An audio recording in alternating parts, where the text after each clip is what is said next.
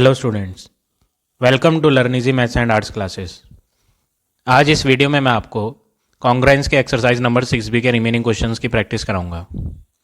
Up to question number 6 I had already explained you in the previous video. अगर आपने वो video नहीं देखी है तो लिंक आपको डिस्क्रिप्शन बॉक्स में मिल जाएगा। So today we will start from question number 7।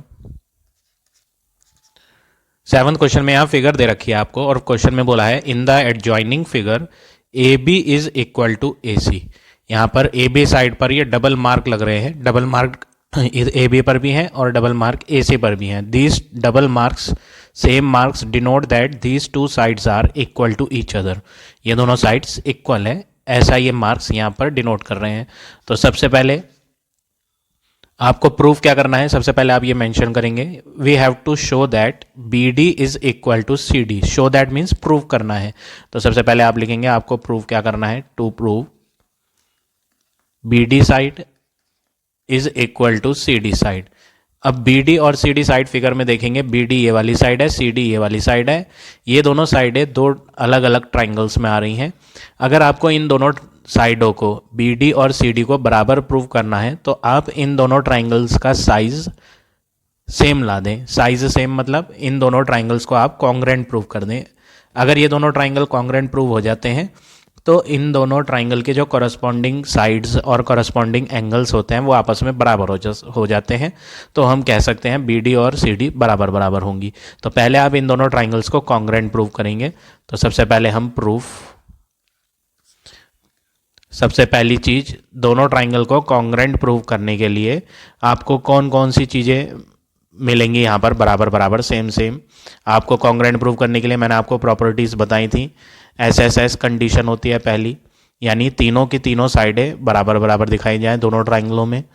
दूसरी होती है साइड एंगल साइड कंडीशन, दो साइड्स हों और एक एंगल हो। तीसरी condition angle side angle. Fourth condition angle angle side. और fifth condition R H S. इन 5 कंडीशन में से कोई सी भी एक कंडीशन की हेल्प से हम यहाँ दोनों ट्राइंगल को कॉन्ग्रुएंट प्रूव कर सकते हैं। तो यहाँ पर सबसे पहले आप क्या करेंगे, दोनों ट्राइंगल में क्या क्या चीज़ें बराबर दे रखी हैं। पहली चीज A B side of the first triangle is equal to A C side of the second triangle. दूसरी चीज ये हमने जो लिखी है फर्स्ट पॉइंट में, ये साइड्स हैं। What are these are sides. अब ये इक्वल क्यों है, इनका रीजन आपको ब्रैकेट में लिखना पड़ेगा। Why these two sides are equal, ऐसा कोई प्रॉपर्टी नहीं है, ये तो ऑलरेडी क्वेश्चन में गिवन था, इसलिए हमने इन्हें बराबर लिया। These two sides are equal because it is given in the question. Second thing जो यहाँ पर बराबर है, एंगल बी ए डी। ये जो एंगल दे रखा है ए वाले वर्टेक्स पे, एंगल बी ए डी बराबर है सी ए डी एंगल के। सी ए डी कौन सा एंगल है, सी ए डी ये वर्टेक्स वाला एंगल है, ए वर्टेक्स वाला जो सेकंड ट्राइंगल में आ रहा है, एंगल सी ए डी के। तो ये दो एंगल क्यों बराबर है, इसका रीजन हम ब्रैकेट में देंगे। It is given in the question that these two angles are equal to each other. Third thing, in both the triangles AD is the common side. So in the first triangle AD side की जो length होगी वो ही length same आपको second triangle में भी मिलेगी AD की, क्योंकि साइड जब सेम है तो इनकी लेंथ भी दोनों ट्राइंगलों में क्या होगी, सेम होगी। तो AD side of the first triangle is equal to AD side of the second triangle because this is the common side. ये एक कॉमन साइड थी इसलिए इनकी लेंथ अलग अलग नहीं हो सकती है, सेम होगी।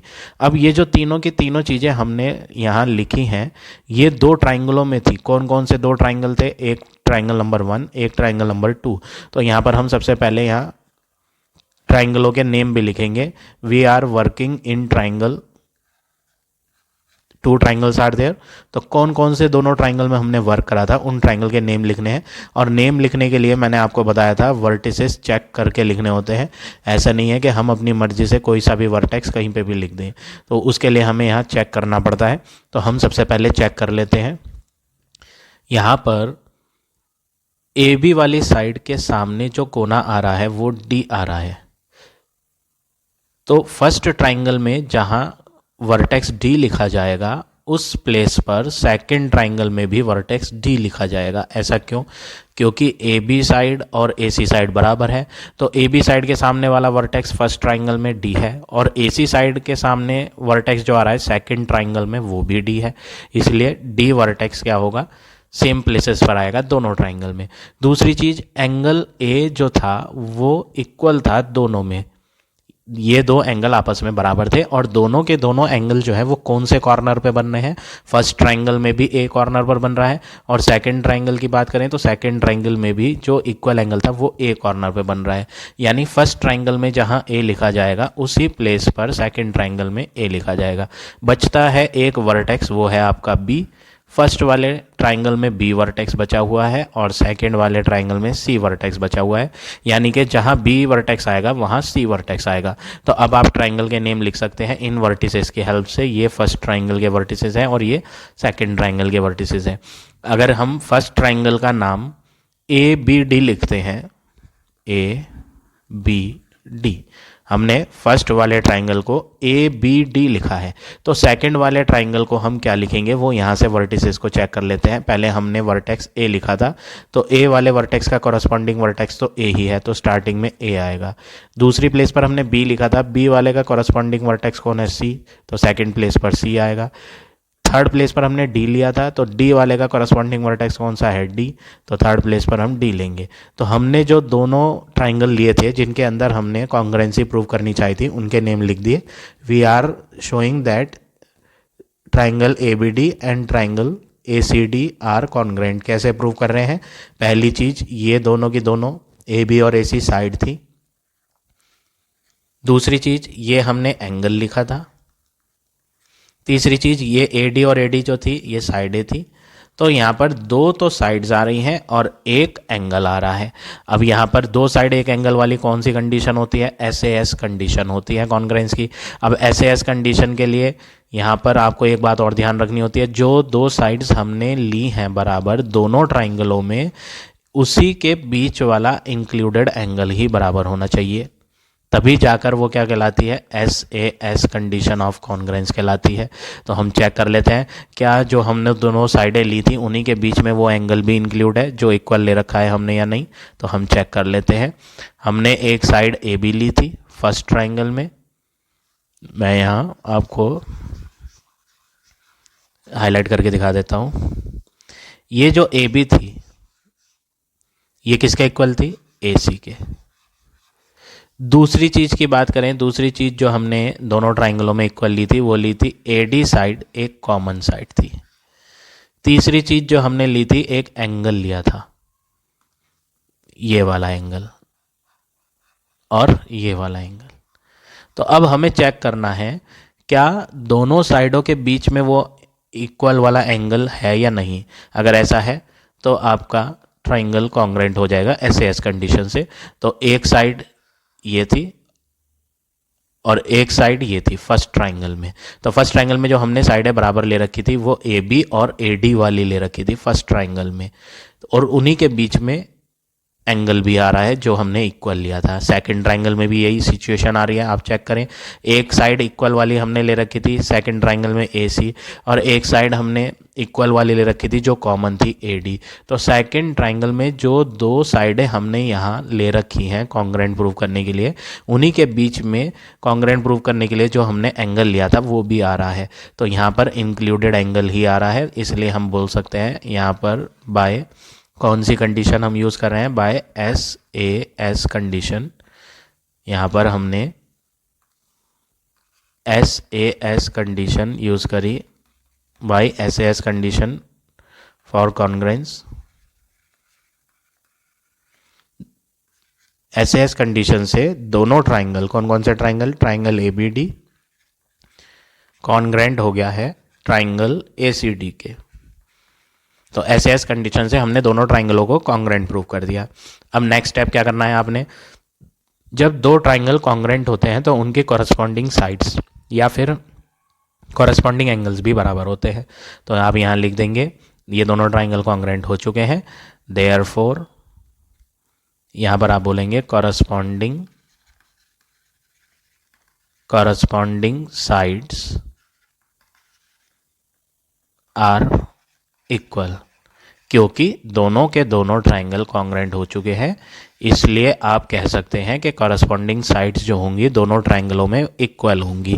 तो यहाँ पर कौन कौन सी साइड कॉरस्पॉन्डिंग है, हमें प्रूव करना था B D equal C D, तो कॉरस्पॉन्डिंग साइड बी डी के कौन सी आएगी, सी डी ही आएगी। अगर आप इस ट्राइंगल को इसके ऊपर फोल्ड करेंगे तो बी डी के ऊपर सी डी ही आएगी। तो कॉरस्पॉन्डिंग साइड्स इन दोनों ट्राइंगल की हम इक्वल ले लेंगे। अब क्यों ले लेंगे, क्योंकि दोनों ट्राइंगल कॉन्ग्रेंट हो चुके हैं, इसलिए हमने इन दोनों साइडों को इक्वल ले लिया।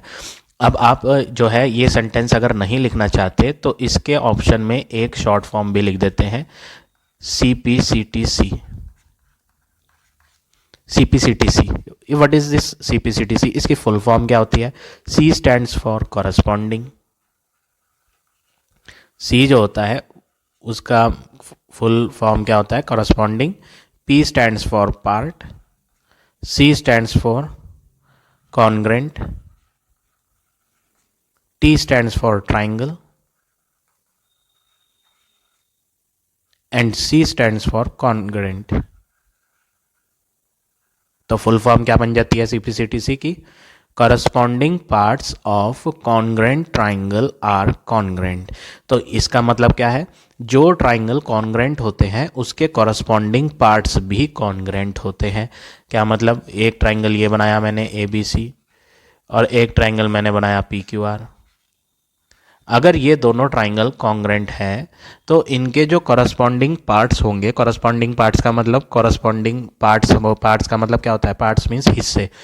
ट्राइंगल के हिस्से कौन कौन से हैं? या तो साइडें हैं या एंगल हैं। तो कॉरस्पॉन्डिंग पार्ट्स में साइडें भी आ जाती हैं, कॉरस्पॉन्डिंग पार्ट्स में एंगल भी आ जाते हैं।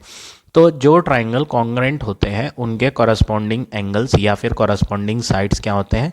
कॉन्ग्रेंट होते हैं। कॉन्ग्रेंट मीन्स इक्वल होते हैं। तो अगर आप ये सेंटेंस नहीं लिखना चाहते हैं तो आप कॉन्ग्रेंट प्रूव करने के बाद B D equal to C D लिख के शॉर्ट फॉर्म में सी पी सी टी सी भी लिख सकते हैं। तो इस तरह से आप ये क्वेश्चन नंबर 7 करेंगे। अब आ जाते हैं नेक्स्ट क्वेश्चन पे।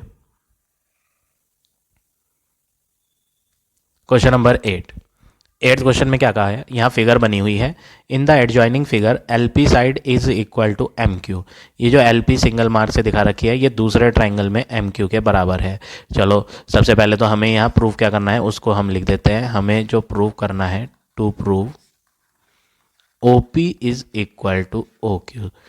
टू प्रूव के बाद प्रूफ में आपको OP और OQ कहाँ मिलेंगी? OP है फर्स्ट वाले ट्राइंगल में, OQ है सेकंड वाले ट्राइंगल में। अगर आप देखें ये OP है और ये OQ है, तो हमें जो है कॉन्ग्रेंसी यहाँ इन दोनों ट्राइंगलों में प्रूव करनी है। हमें प्रूव करना है कि ये दोनों ट्राइंगल कॉन्ग्रेंट है। अगर ये दोनों ट्राइंगल कॉन्ग्रेंट हो जाएंगे तो इन दोनों ट्राइंगल के कॉरस्पॉन्डिंग पार्ट्स जो हैं वो इक्वल हो जाएंगे। CPCTC मैंने आपको अभी प्रीवियस क्वेश्चन में बताया। तो इसी तरह आप इस क्वेश्चन को भी करेंगे सेम वे में जैसे हमने प्रीवियस क्वेश्चन को करा था। तो सबसे पहले हमें किन किन ट्राइंगलों में वर्क करना है उन ट्राइंगलों के नाम लिखे जाएंगे। इन ट्राइंगल फर्स्ट, यहाँ पर फर्स्ट ट्राइंगल आएगा, एंड ट्राइंगल यहाँ पर सेकंड आएगा। अब ट्राइंगल के नेम लिखने के लिए जो है आपको चेक करने होते हैं कॉरस्पॉन्डिंग वर्टिसेस। तो पहले ट्राइंगल में अगर आप देखें PL वाली लाइन इक्वल है दूसरे वाले ट्राइंगल में QM वाली लाइन के। तो PL वाली लाइन के अपोजिट में जो वर्टेक्स आ रहा है, अपोजिट मीन्स सामने, अगर हम देखें PL वाली लाइन, तो PL वाली लाइन के ठीक सामने जो कोना मिलेगा वो मिलेगा O। तो O के कॉरस्पॉन्डिंग वर्टेक्स दूसरे ट्राइंगल में कौन सा होगा? PL वाली लाइन किसके इक्वल थी? QM के इक्वल थी। तो QM के ठीक सामने कौन सा कोना आएगा? O आएगा। दूसरी चीज, फर्स्ट ट्राइंगल में L वाले कोने पर 90 है, तो सेकंड ट्राइंगल में M वाले कोने पर 90 है, यानी L और M कॉरस्पॉन्डिंग वर्टेक्स हैं। अब बचता है सिर्फ एक वर्टेक्स, वो है P और Q। तो फर्स्ट ट्राइंगल का P वर्टेक्स कॉरस्पॉन्डिंग है सेकंड ट्राइंगल के Q वर्टेक्स के। अब नेक्स्ट स्टेप क्या करना है? यहाँ पर ट्राइंगल के नाम आप लिख दे। अगर हम पहले वाले ट्राइंगल का नाम PLO लिखेंगे, PLO, तो सेकंड वाले ट्राइंगल का नाम आप कैसे लिखेंगे? यहाँ से चेक कर ले। यहाँ पर ये फर्स्ट ट्राइंगल के वर्टिसेस हैं, ये सेकंड ट्राइंगल के वर्टिसेस हैं। PLO हमने ऐसे लिखा है PLO, तो इसको लिख दे QMO। तो यहाँ पर ट्राइंगल का नाम हो गया QMO। तो दोनों ट्राइंगलों के हमने नाम लिख दिया जिनमें हमें कॉन्ग्रेंसी के लिए वर्क करना है। अब पहली चीज, फर्स्ट ट्राइंगल में PL वाली लाइन इक्वल है सेकंड ट्राइंगल में क्यू एम वाली लाइन के। Why these two sides are equal, क्योंकि ऐसा क्वेश्चन में ऑलरेडी दे रखा था, ये गिवन है। दूसरी चीज अगर बात करें तो दूसरी चीज यहां पर आपको एल वाले कॉर्नर पर एंगल एल और एंगल एम ये दोनों बराबर मिलेंगे। Why this two angle are equal, क्योंकि फिगर में ऑलरेडी गिवन है कि ये दोनों के दोनों 90 डिग्री के हैं, इसलिए रीजन क्या आएगा, ईच 90 डिग्री। तीसरी चीज एल ओ वाली साइड पे डबल मार्क है। डबल मार्क मतलब ये इक्वल है, किसके इक्वल है, ओ एम वाली के। तो फर्स्ट ट्राइंगल की एल ओ और सेकेंड ट्राइंगल की ओ एम आपस में इक्वल है, ऐसा फिगर में गिवन था। तो अब हमारे पास तीन चीज आ गई। 90 डिग्री क्या होता है, 90 डिग्री तो राइट एंगल होता है। तो यहाँ पर आर एच एस कंडीशन हो भी सकती है और नहीं भी। अगर आर एच एस कंडीशन होगी तो R stands for right angle, यानी राइट एंगल 90 डिग्री आना चाहिए। H stands for hypotenuse, hypotenuse आनी चाहिए। S stands for side. तो अगर आर एच एस कंडीशन आपको लानी है तो 90 डिग्री भी होना चाहिए, हाइपोटेन्यूस भी बराबर होनी चाहिए, और कोई सी एक साइड, हाइपोटेन्यूस तो आ ही चुकी थी, हाइपोटेन्यूस को छोड़कर बाकी बची हुई में से कोई सी एक साइड भी बराबर आनी चाहिए। तो हम चेक कर लेते हैं आर एच एस है या नहीं। 90 है हमारे पास तो आर तो मिल गया। एच का मतलब होता है हाइपोटेन्यूस। हाइपोटेन्यूस कौन सी साइड होती है, ट्राइंगल में 90 डिग्री के सामने वाली जो साइड होती है वो हाइपोटेन्यूस होती है।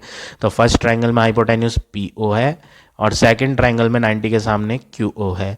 तो पी ओ और क्यू ओ अगर यहाँ कहीं हमने यूज़ करी होगी बराबर तो हमारे पास हाइपोटेन्यूस एच पी आ जाएगा। तो हम चेक कर लेते हैं पी ओ और क्यू ओ कहीं हमने ली बराबर, नहीं ली, वो तो हमें लाकर दिखानी है इक्वल, और हमने यहाँ यूज़ नहीं करी।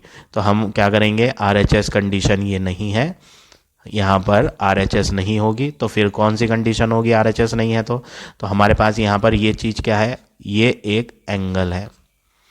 पी एल और क्यू एम क्या थी, साइडें थी। एल ओ और एम ओ क्या थी, ये भी साइडें थी।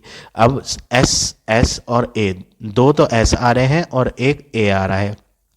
साइड कौन कौन सी थी फर्स्ट ट्राइंगल में, एक तो पी एल थी जो बराबर थी, और पहले वाले ट्राइंगल में और कौन सी साइड बराबर थी, एल ओ वाली साइड बराबर थी, डबल मार्क से थी।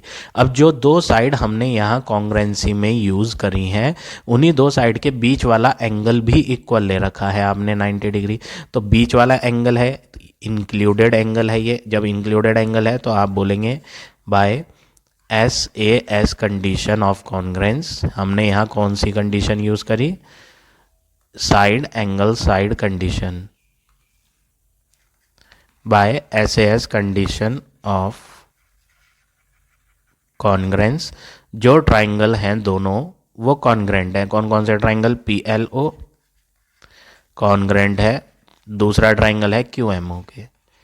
तो ये दोनों ट्राइंगल आपस में क्या आ गए, कॉन्ग्रेंट आ गए। अब जब ये दोनों ट्राइंगल कॉन्ग्रेंट हैं तो फिर इनके कॉरस्पॉन्डिंग पार्ट्स भी इक्वल होंगे। पार्ट्स का मतलब कॉरस्पॉन्डिंग एंगल्स या फिर कॉरस्पॉन्डिंग साइड्स। तो आप बोल सकते हैं फर्स्ट ट्राइंगल की जो पी ओ है, देयरफॉर लगाएं, फर्स्ट ट्राइंगल की P O is equal to second triangle की क्यू ओ।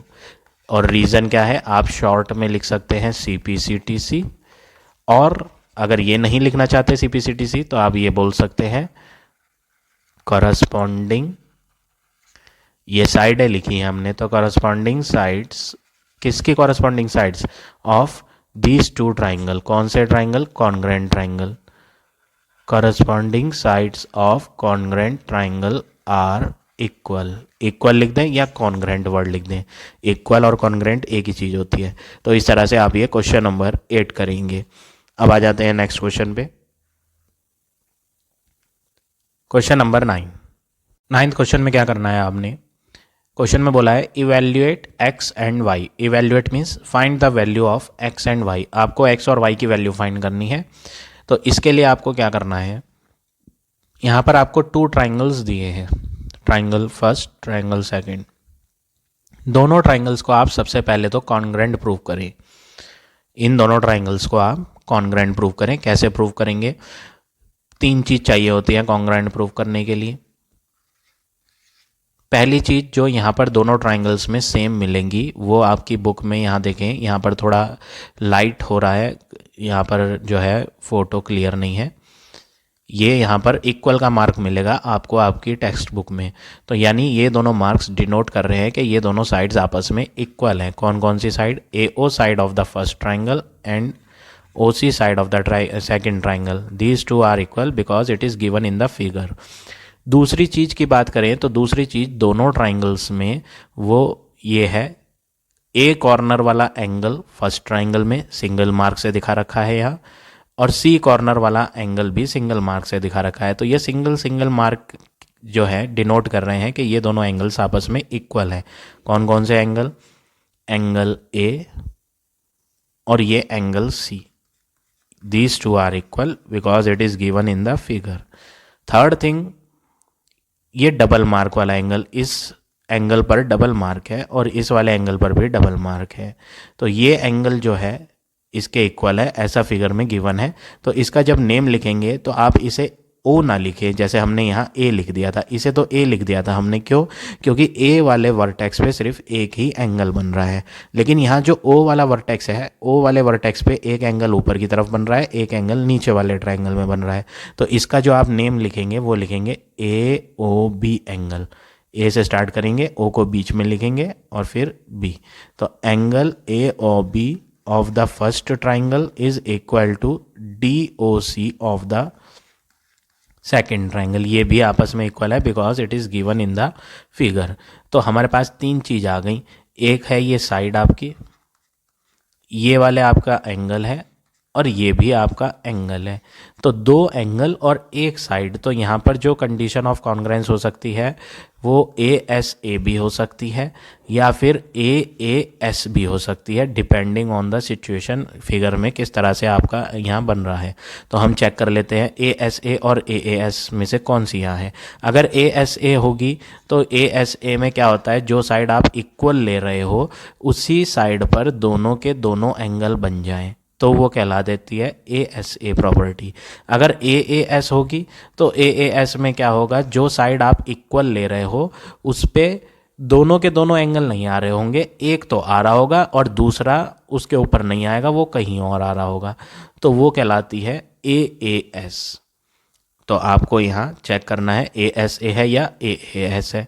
चेक कर लेते हैं। हमने जो इक्वल साइड ली थी वो थी AO वाली, किसके इक्वल थी? OC के। तो ये जो AO साइड हमने इक्वल ली है उसी के ऊपर आप देखेंगे A वाले कॉर्नर पे भी बन रहा है एंगल इक्वल वाला, और O वाले कॉर्नर पे भी बन रहा है। तो दोनों के दोनों एंगल जो हमने बराबर ले रखे थे वो इसी इक्वल वाली साइड के ऊपर आ रहे हैं। तो यानी यहाँ पर जो हम कंडीशन ऑफ कॉन्ग्रेंस यूज़ करेंगे वो कौन सी यूज़ करेंगे? By angle side angle condition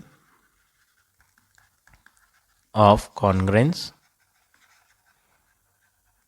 हमने angle side angle condition of congruence use करी, दोनों ट्राइंगल्स को हम यहाँ कॉन्ग्रेंट प्रूव कर चुके हैं। कौन सी कंडीशन से? ASA। तो यहाँ दोनों ट्राइंगल्स के नेम लिखेंगे। तो दोनों ट्राइंगल्स के नेम लिखने के लिए मैंने आपको तरीका बता रखा है, वर्टिसेस को चेक करना होता है। वर्टिसेस को चेक करेंगे, जो A कॉर्नर वाला एंगल है वो C कॉर्नर वाले एंगल के इक्वल है। अगर हम फर्स्ट ट्राइंगल में A को पहले लिखेंगे तो सेकंड ट्राइंगल में C को पहले लिखेंगे। ये जो सेकंड एंगल हमने ले रखा था O वाला, ये किसके इक्वल था? O वाले के इक्वल था। अगर O को सेकंड प्लेस पर लिखेंगे फर्स्ट ट्राइंगल में तो सेकंड ट्राइंगल में भी सेकंड प्लेस पर O ही लिखा जाएगा, क्योंकि ये दोनों एंगल आपस में बराबर थे, इसलिए कॉरस्पॉन्डिंग वर्टेक्स O हो जाएगा ये। अब बचा एक ही वर्टेक्स B, और दूसरे ट्राइंगल में जो बचा वो बचा D। तो B और D कॉरस्पॉन्डिंग वर्टेक्स है, तो थर्ड प्लेस पर B, तो इधर वाले ट्राइंगल में थर्ड प्लेस पर D हो जाएगा। तो ये दोनों ट्राइंगल आपस में कॉन्ग्रेंट हो गए एंगल साइड एंगल कंडीशन से। अब ये जो दोनों ट्राइंगल हमने कॉन्ग्रेंट प्रूव करा है, इनका नेम हमें स्टार्टिंग में भी लिखना होता है कि ये जो तीनों चीज़ें हमने दिखाई हैं ये कहाँ पर दिखाई हैं? दो ट्राइंगलों में शो करी है, in triangle AOB and second triangle है COD। तो इन दोनों ट्राइंगल में हमने ये तीनों चीज़ों को इक्वल दिखाया, जिसके कारण ASA कंडीशन से हमने यहाँ पर दोनों ट्राइंगल को कॉन्ग्रेंट प्रूव कर दिया। अब जब ये कॉन्ग्रेंट हो ही चुके हैं तो इनके कॉरस्पॉन्डिंग साइड्स और कॉरस्पॉन्डिंग एंगल्स बराबर होंगे CPCTC कंडीशन से। तो यहाँ पर कौन कौन सी साइडें कॉरस्पॉन्डिंग है और कौन कौन से एंगल कॉरस्पॉन्डिंग है वो लेकर हम x और y की वैल्यू फाइंड कर लेंगे। तो हम पहले x पे नज़र डालते हैं कि फिगर में x एक्चुअल में है कहाँ। ये रहा x, जो डीसी साइड में आ रहा है, सेकंड ट्रायंगल के डीसी साइड में। तो फर्स्ट ट्रायंगल में जो ए बी है वो करस्पॉन्डिंग साइड है किसके, डीसी के। ऐसा क्यों, जब हम इसको इसके ऊपर फोल्ड करेंगे तो ये इक्वल वाला एंगल इसके ऊपर आ जाएगा और ये वाली साइड इधर आ जाएगी। तो ए बी साइड देयरफॉर का साइन बनाएंगे क्योंकि ये दोनों ट्राइंगल कॉन्ग्रेंट हो चुके हैं, इसलिए ए बी और डी सी बराबर होंगी। रीजन आएगा corresponding parts of congruent triangle are congruent. Short में हम क्या लिख देते हैं इसे, C P C T C. A B के नीचे ए बी की वैल्यू डालें आप। ए बी की जो लेंथ फिगर में नज़र आएगी आपको, क्वेश्चन में दे रखी है 17।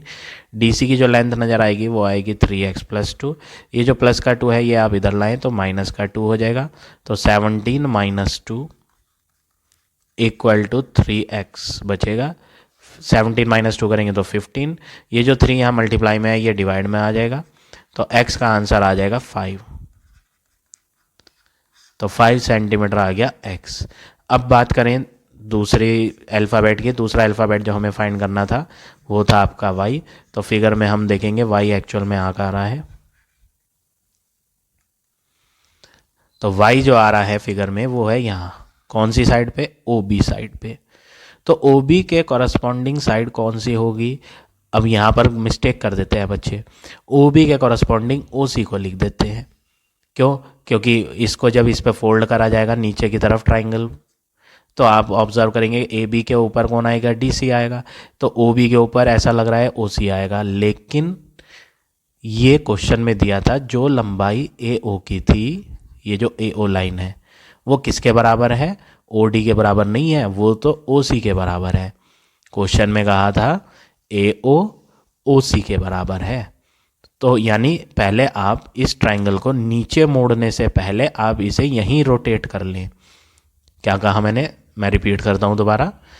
इस ट्राइंगल को हम नीचे फोल्ड कर रहे थे तो AB DC के ऊपर आ रही थी, लेकिन नीचे फोल्ड करने से पहले आप इसे ऊपर ही रोटेट कर दो ताकि फिगर थोड़ी सही से दिखाई दे जाए। यानी जब आप इस फिगर को यहीं पर रिवॉल्व कर दोगे, रोटेट कर दोगे, ऐसे गोल घुमा दोगे, तो जब गोल घुमा दोगे तो ये जो A था वो A B की जगह आ जाएगा और B जो है वो यहाँ पहुँच जाएगा, और उसके बाद जब फोल्ड करेंगे तो फिगर सही बैठेगी। तो AO किसके ऊपर आ जाएगी, OC के ऊपर आ जाएगी। ये जो यहाँ पर फोल्ड करने के बाद, रोटेट करने के बाद B बनेगा।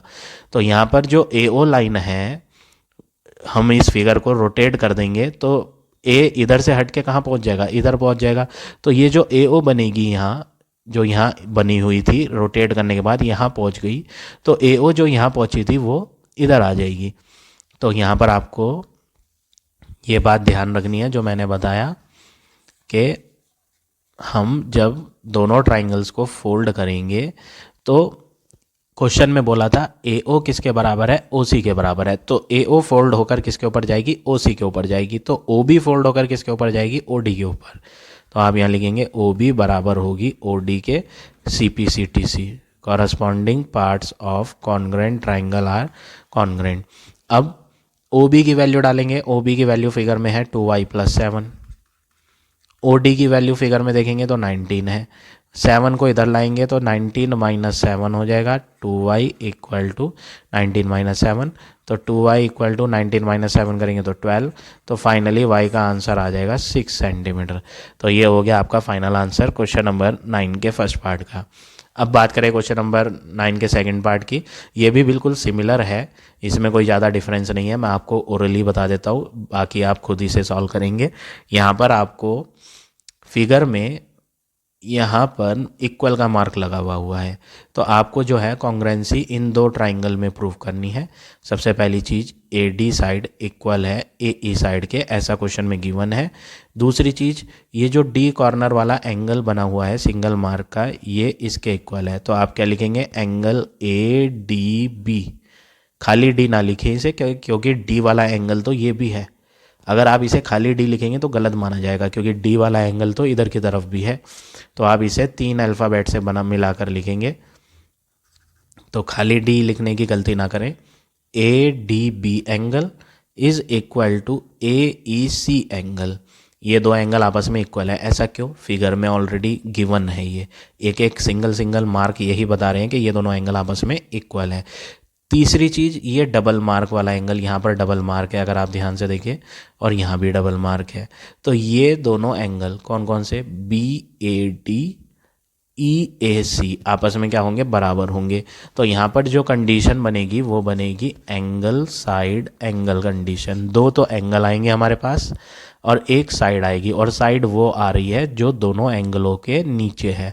तो ASA कंडीशन से दोनों ट्राइंगल कॉन्ग्रुएंट हो जाएंगे। फिर CPCTC से AB वाली लंबाई को AC वाली लंबाई के बराबर ले लेंगे, और उन्हें जब सॉल्व करेंगे तो 5x - 6 = 19 करके इक्वल में लेकर आंसर आ जाएगा x का। इसी तरह 18 सेंटीमीटर BD बराबर EC ले लेंगे 7y + 4। तो 18 बराबर 7y + 4 करने से आपका आंसर y का आ जाएगा। तो इस तरह से आप ये क्वेश्चन नंबर 9 करेंगे। 9 का सेकंड पार्ट ओवर हो गया है। अब आ जाते हैं थर्ड पार्ट पे। थर्ड पार्ट में आपको ये फिगर दी है, इसमें भी आपको x और y फाइंड करना है। तो सबसे पहले दोनों ट्राइंगल्स को हम कॉन्ग्रुएंट प्रूव करेंगे। पहली चीज़ जो दोनों ट्राइंगल में हमें नज़र आ रही है, ये 90 डिग्री एंगल है, ये भी 90 डिग्री का एंगल है। तो angle ABO is equal to angle CDO। ये दो एंगल आपस में इक्वल है क्योंकि ये दोनों फिगर में दे रखे हैं 90 डिग्री के। दूसरी चीज़, इस फर्स्ट ट्राइंगल में BO वाली लाइन सेकेंड ट्राइंगल में OD वाली लाइन के बराबर है क्योंकि फिगर में गिवन है, दे रखा है। तीसरी चीज़, फर्स्ट ट्राइंगल में यहाँ पर एंगल में 64 लिखा है। अब लिखा क्या है इधर और इधर, उस पर फोकस ना करें, लिखे तो दोनों अलग हैं। 64 है और यहाँ 64 नहीं दिया, 2x + 4 दिया है। तो आप सोचेंगे ये तो अलग दिखाई पड़ रहे हैं, और फिगर में मार्क्स बराबर बराबर के लगा रखे हैं। ये जो सिंगल सिंगल मार्क होते हैं, ये सिंगल मार्क होते हैं इक्वल के। ये सिंगल मार्क डिनोट कर रहा है कि ये एंगल और ये एंगल आपस में इक्वल है। तो जब ये मार्क डिनोट कर रहे हैं कि ये एंगल इक्वल है, तो फिर वैल्यू अलग अलग क्यों लिखी हुई है? आप ऐसा सोचेंगे, यहाँ पर 64 वैल्यू है, आपको पता है, लेकिन यहाँ पर जो वैल्यू है वो अननोन है वैल्यू। यहाँ पर एग्जैक्ट वैल्यू नहीं दी है, यहाँ पर एक अल्फ़ाबेट आ रहा है। अगर आप देखें, ये वेरिएबल है। यहाँ पर तो 64 नंबर है, यहाँ पर नंबर कहाँ है? यहाँ पर अगर नंबर होता तो यहाँ लिख देता वो। यहाँ पर एक अल्फ़ाबेट आ गया। अल्फ़ाबेट आने का मतलब है ये जो 2x + 4 वैल्यू है, ये अभी हमें पता नहीं है कि 2x + 4 जो एक्चुअल में लिखा है वो 60 डिग्री है या 64 डिग्री है या 90 डिग्री है। क्यों? क्योंकि इसमें एक अल्फ़ाबेट आ रहा है। तो भले से यहाँ पर वैल्यू अलग अलग लिखी हुई हैं, लेकिन ये मार्क तो यही है कि ये दोनों एंगल आपस में क्या है? इक्वल। तो सबसे पहले हम AOB एंगल को इक्वल लिखेंगे। किसके इक्वल लिखेंगे? COD एंगल के। क्यों इक्वल लिख रहे हैं इसे? क्योंकि फिगर में ये गिवन है कि ये दोनों एंगल आपस में क्या है? इक्वल एंगल है। अब तीन चीज़ हो गई आपके पास। ये 90 डिग्री वाला तो राइट एंगल होता है। अब राइट एंगल से आपको याद आएगा कि राइट एंगल का मतलब तो RHS प्रॉपर्टी होती है कॉन्ग्रुएंसी की। अब RHS में H भी आता है। H का मतलब हाइपोटेन्यूस, यानी 90 के सामने वाली लाइन। तो 90 के सामने वाली लाइन तो AO है, जो हमने कॉन्ग्रुएंसी में यूज़ ही नहीं करी। जब हमने कॉन्ग्रुएंसी में यूज़ ही नहीं करी तो फिर ये RHS प्रॉपर्टी तो होगी नहीं। अब RHS प्रॉपर्टी नहीं है तो फिर कौन सी प्रॉपर्टी होगी, ये चेक कर लेते हैं। हमारे पास कितनी साइड्स हैं और कितने एंगल हैं, हम उन्हें काउंट कर लेते हैं। यहाँ ये एक एंगल है, ये एक साइड है और ये भी एक एंगल है। तो दो तो एंगल आ रहे हैं और एक साइड। अब दो एंगल और एक साइड का मतलब है या तो AAS हो सकती है या ASA हो सकती है, क्योंकि मैंने आपको पढ़ा रखा है जब डबल एंगल होते हैं और एक साइड होती है तो AAS कंडीशन होती है या फिर ASA होती है। ASA तब होती है जब ट्राइंगल में दोनों इक्वल एंगल्स, एक 60 डिग्री और एक 70 डिग्री, जो इक्वल थे किसमें? दूसरे ट्राइंगल में 60 डिग्री और 70 डिग्री के, तो उनके नीचे वाली साइड अगर बराबर हों। किनके नीचे वाली साइड? जिस दोनों एंगल्स को हमने जिनको बराबर लिया था उनके नीचे वाली साइड। अगर ऐसा होगा बराबर बराबर होंगी इक्वल एंगल के नीचे वाली साइड, तो वो कंडीशन ASA कहलाएगी। तो हम चेक कर लेते हैं हमने कौन कौन से एंगल लिए थे। हमने फर्स्ट वाले ट्राइंगल में एक एंगल 90 डिग्री का लिया था और एक एंगल ये वाला लिया था जो 64 डला हुआ है। तो ये जो दोनों एंगल हमने लिए हैं ये कौन सी साइड के ऊपर बने हुए हैं, BO के ऊपर बने हुए हैं, और BO साइड हमने बराबर भी ली रखी है। क्वेश्चन में दिया था कि ये BO बराबर है OD के। तो यहाँ पर जो कंडीशन ऑफ कॉन्ग्रेंसी यूज़ होगी वो होगी angle side angle condition bye ASA condition of congruence. ASA condition of congruence से दोनों ट्राइंगल, कौन कौन से ट्राइंगल, इस ट्राइंगल का नाम और इस ट्राइंगल का नाम लिखना है।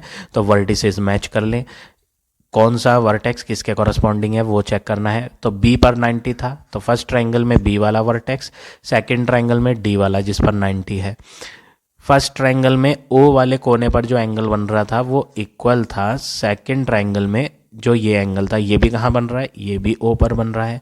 फर्स्ट ट्राइंगल में एक ही कोना बचा A और सेकेंड ट्राइंगल में कौन सा कोना बचा C। तो A और C भी कॉरस्पॉन्डिंग वर्टेक्स है। अब आपको तीन चीज़ें मिल चुकी हैं और दोनों ट्राइंगल ASA कंडीशन से कॉन्ग्रेंट भी प्रूव हो चुके हैं। तो अब आप ट्राइंगल का नाम लिख दो। अगर आप इसका नाम ABO लिखोगे, फर्स्ट ट्राइंगल का नाम ABO, कॉन्ग्रेंट का साइन बनाएंगे। तो सेकंड ट्राइंगल का नाम आप कैसे लिखेंगे, मैंने पहले क्या लिखा था, A से B फिर B से O, तो यहाँ पे भी ऐसे ही लिखेंगे, C से D फिर D से O, CDO। तो दोनों के दोनों ट्राइंगल क्या हो गए, ये कॉन्ग्रेंट प्रूव हो गए। अब जब ये कॉन्ग्रेंट प्रूव हो गए हैं तो इनके कॉरस्पॉन्डिंग पार्ट्स इक्वल होंगे दोनों ट्राइंगलों के। कॉरस्पॉन्डिंग पार्ट्स में क्या आते हैं, कॉरस्पॉन्डिंग साइड्स भी आती हैं और कॉरस्पॉन्डिंग एंगल्स भी आते हैं।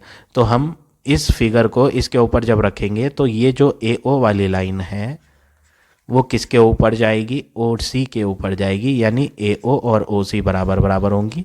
और रीज़न है corresponding parts of congruent triangle are equal. Equal को हम कॉन्ग्रेंट ही कहते हैं, तो शॉर्ट फॉर्म में लिख देते हैं CPCTC। AO की लंबाई फिगर में दी है 2y + 6, OC की लंबाई दे रखी है y + 15। इस y को इधर ले आओ और 6 को इधर ले आओ, तो 2y - y = 15 - 6। 15 - 6 करेंगे तो आएगा 9, 2y - y करेंगे तो y। तो फाइनली जो y का आंसर आया वो आया 9।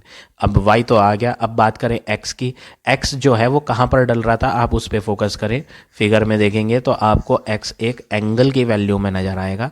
x जो है 2x + 4 किस में आ रहा है, एंगल में। अब क्वेश्चन में दिया था कि ये एंगल और ये एंगल आपस में बराबर हैं। इस एंगल का नाम क्या है, AOB। आप लिखेंगे एंगल AOB बराबर है एंगल COD के। क्यों, क्योंकि ये तो फिगर में ऑलरेडी गिवन था, पहले से इधर रखे थे। AOB क्या है, 64 है फिगर में। COD क्या है फिगर में, 2x + 4। प्लस का 4 उधर लाएंगे तो 64 - 4 हो जाएगा, और 64 - 4 करेंगे तो बन जाएगा 60 डिग्री = 2x। अब ये 2 यहाँ डिवाइड में आएगा तो 60 / 2 = x, और जब आप इन्हें कट कर दोगे तो आंसर आ जाएगा x का 30। तो x का आंसर जो हमें फाइंड करना था वो आ गया आपका 30। तो ये हो गया आपका फाइनल आंसर क्वेश्चन नंबर 9 के थर्ड पार्ट का। So now this exercise is over.